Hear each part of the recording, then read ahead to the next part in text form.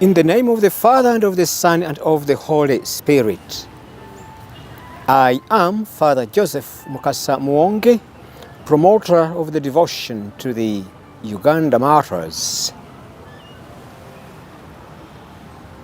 I'd like to welcome you once again to this program.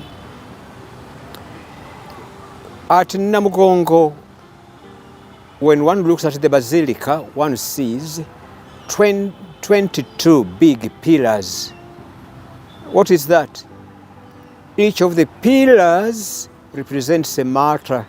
Kizito has one, Parikudembe has one, Charles Ruanga has one, and the others. When we look at the lake, we should not overlook the fact that it was the initiative of the late Monsignor Lawrence Mbwega. At the beginning of 1960, parents of the area of Namugongo agreed with Monsignor, who was not a Monsignor yet, who was Father Lawrence Mbwega, to bake bricks for new structures at Uganda Martyrs Primary Boarding School, Namugongo. Now they had to look for a place, a proper place, where the bricks could be made.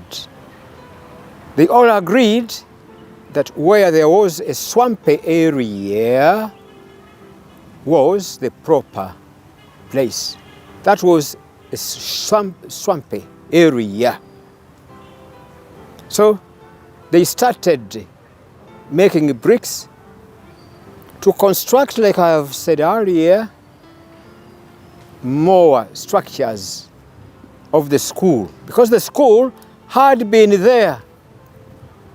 The school had been there already in 1948.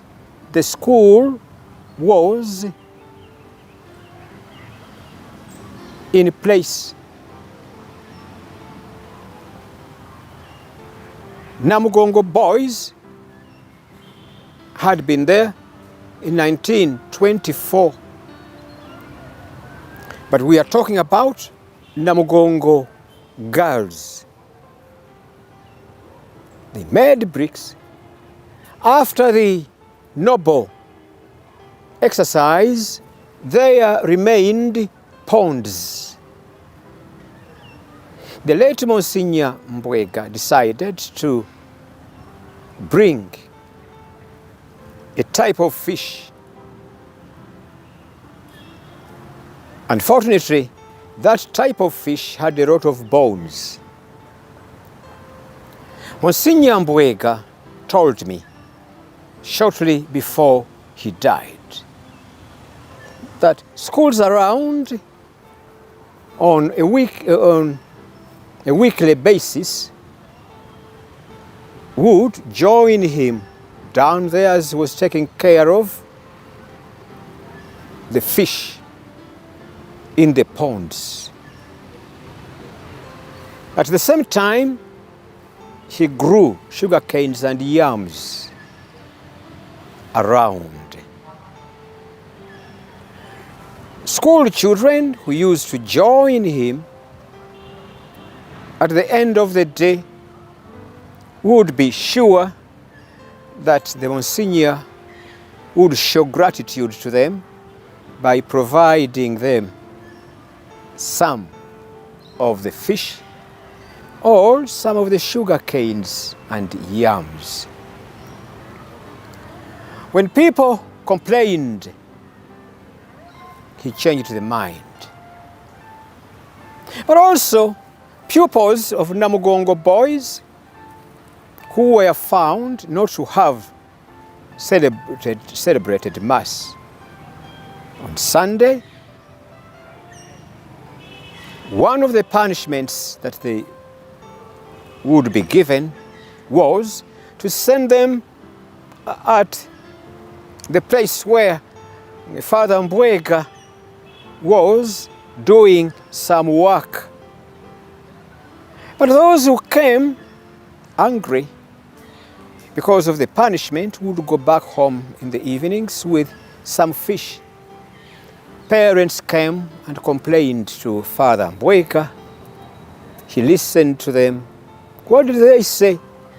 You give our children fish. No, he was a very kind person. But they might die because of that.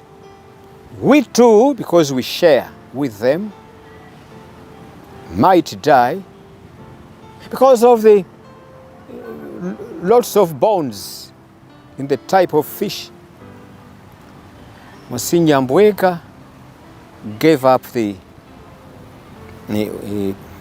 work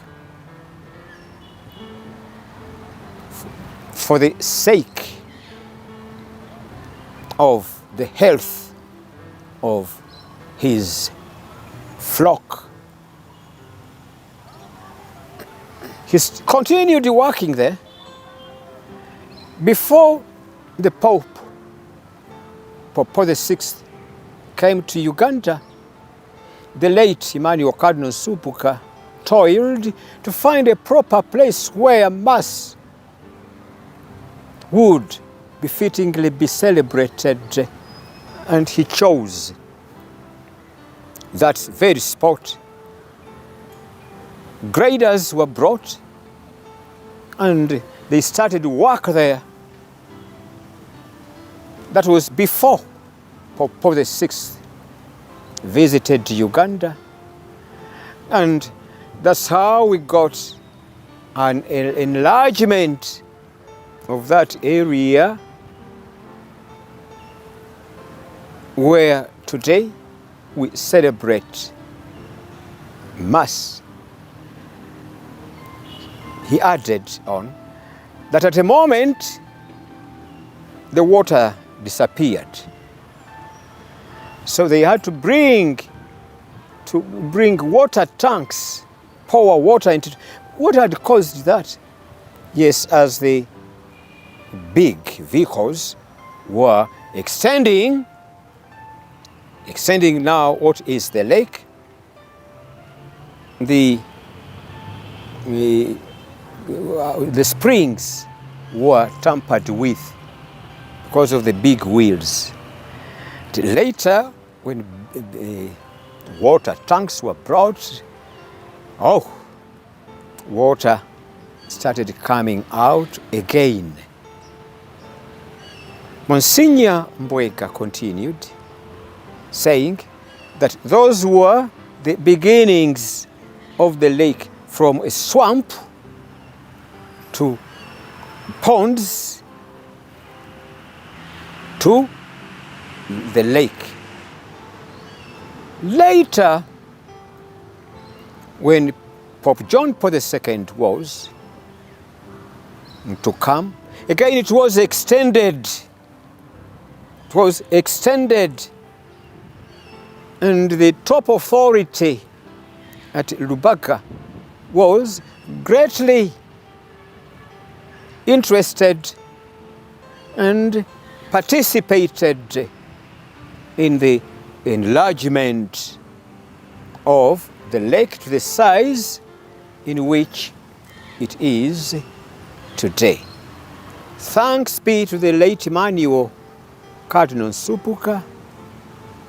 Thanks be to the late His Grace Dr. Cyprian Kizito, who did a lot, having been given the responsibility by the late Cardinal. And later, when he became Archbishop of Kampala, he continued the work of beautifying the place, including the lake of the Uganda Matters. Now, people come and some people return Some say, I came here suffering from this. I took the water, and it was God's mercy that I got healed of this. But the intercession was through the Uganda martyrs. Now, we collect such information and present it to the authorities. Possibly sometime later, something will be said. But the fact is, some people come. We can't say that it is out of faith, because the lake is at the grounds where St. Charles Ruwanga was martyred on the 3rd of June, 1886. Sometime, some Americans were there, ladies and gentlemen, and I went to welcome them. But in my presentation, in my address to them, I told them, but before you use the water, please boil it first. How? One of them shouted at me, Father, you don't know what you are talking about. When you boil the water, the blessings evaporate. Oh, and the man was serious. But the conclusion was, he was talking out of faith, like one of his colleagues said to me, because she thought I was offended. Said, Father, don't be offended. It's out of faith that he has said that, forgive him. That's the lake.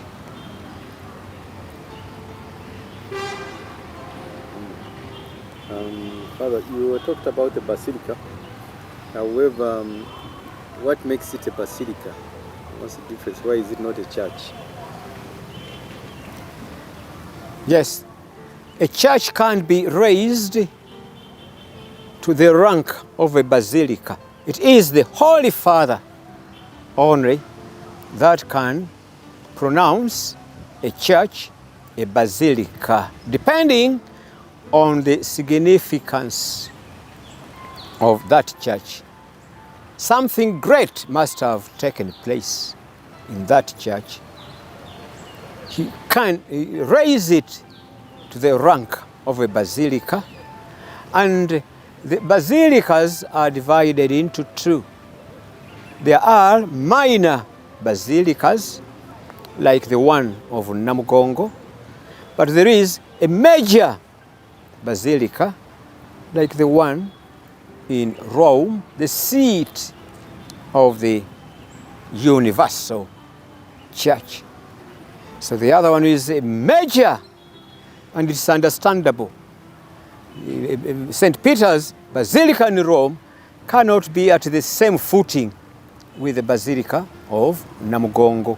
The one of Namugongo is a minor basilica, the other one is a major basilica. But it is the Holy Father himself that can proclaim thus.